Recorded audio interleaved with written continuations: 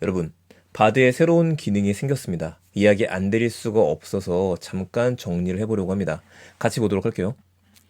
자, 바드에서 새로운 기능, 한글 버전의 새로운 기능이 생긴 거라서 저도 계속 찾고 있었다가 드디어 업데이트가 됐구나 어저께 받았습니다. 빠르게 보도록 하겠습니다. 오른쪽 위에 보면 확장 프로그램이라는 메뉴가 새로 생겼어요.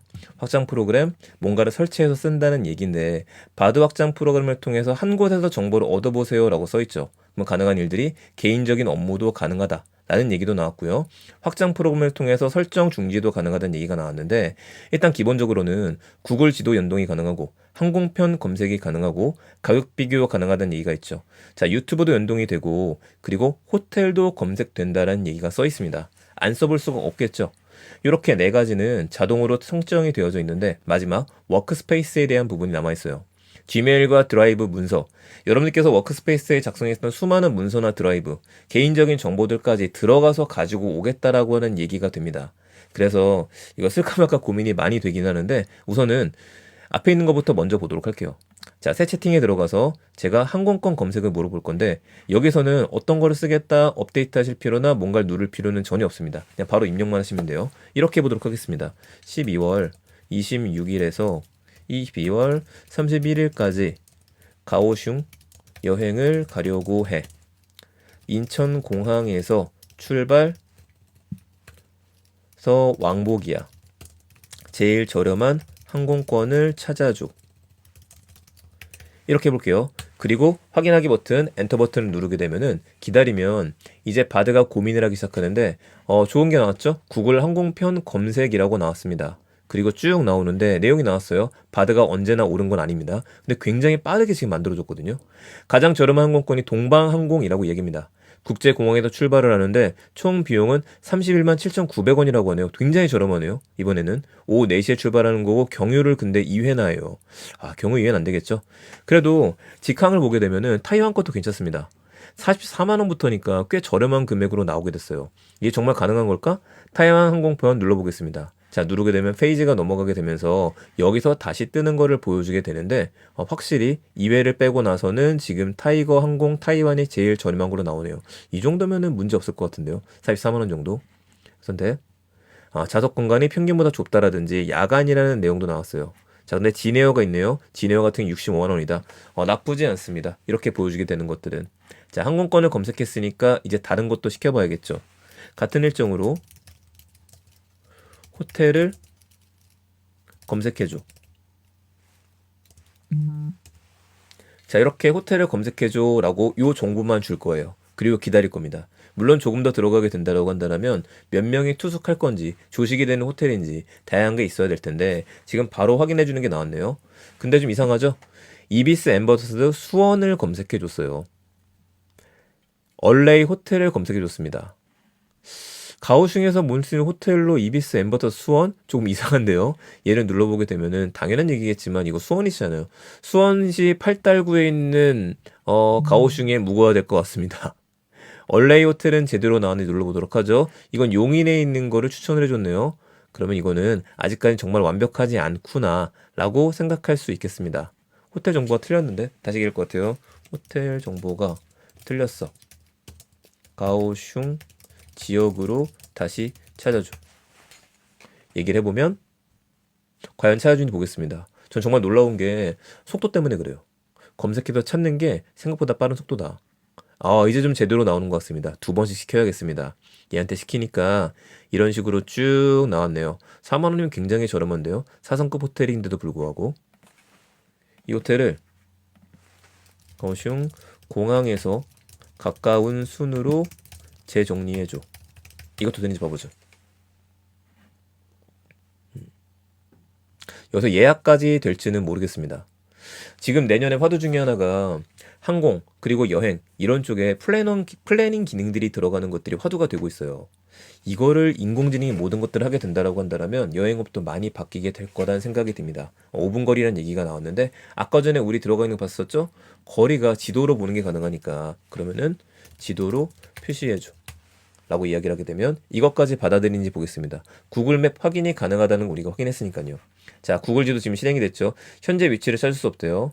그럼 이거는 제가 다시 물어볼 것 같아요. 내가 필요한 정보는 가오슝 공항에서 위에 이야기한 각 호텔까지의 거리 지도야.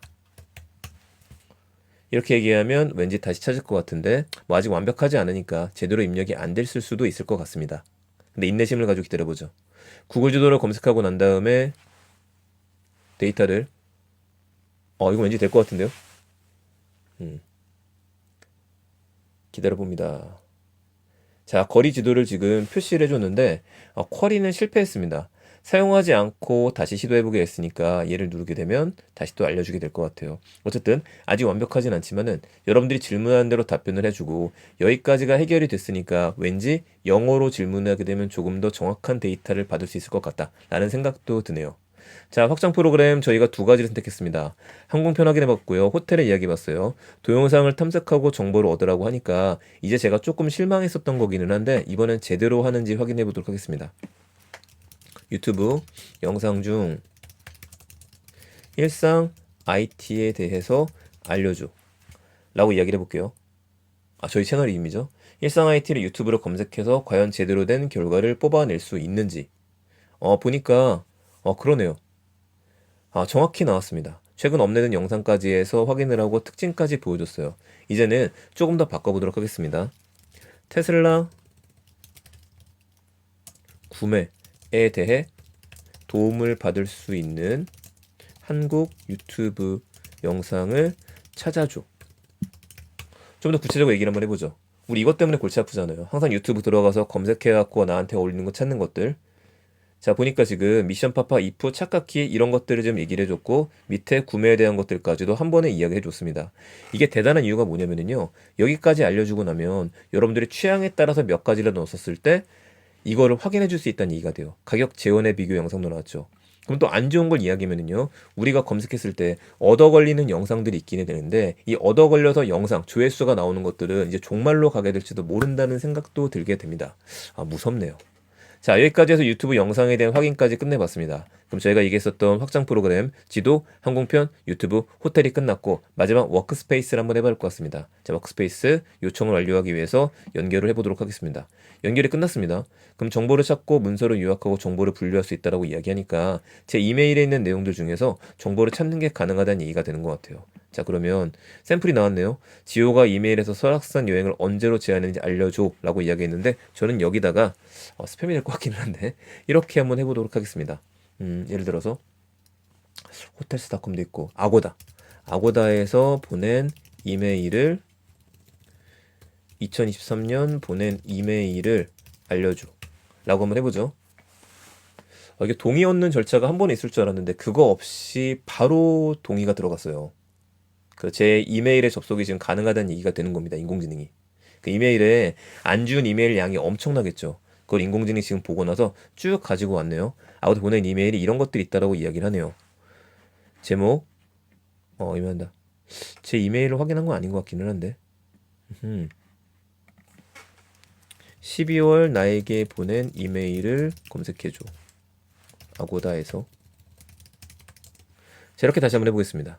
아고다에서 12월 나에게 보낸 이메일을 검색해줘 라고 얘기했었으니까 호텔을 검색해버리네요. 자, 그래서 아직까진 영어로 한번 해볼까요? 야 해서 다시 한번 물어보게 되면은 확인을 해줄 것 같기는 합니다만 아직까지는 개인이 사용하는 구글 워크스페이스에 들어가서 가지고 와서 검색을 하는 것들에 대한 좀 약한 면이 있다. 이렇게 좀 볼 수 있겠습니다. 어쨌든 꽤 재밌는 서비스이고 아직까지 여기 안 들어가 있는 기능 중에 하나, 바드가 못하는 기능 중에 하나가 말로 대화하는 거는 가능해요. 근데 이 스피커 버튼을 누르게 되면은 그런데 챗 GPT처럼 쉽게 친구처럼 대화하는 기능이 아직 들어가 있진 않죠.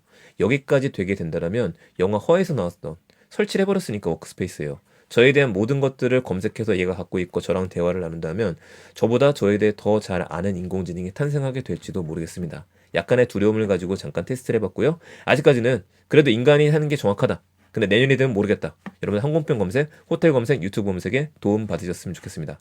언제든 궁금한 거 있으시면 댓글 남겨주시고요. 저도 여러분들하고 함께 성장해 나가면서 채널을 계속 운영하도록 하겠습니다.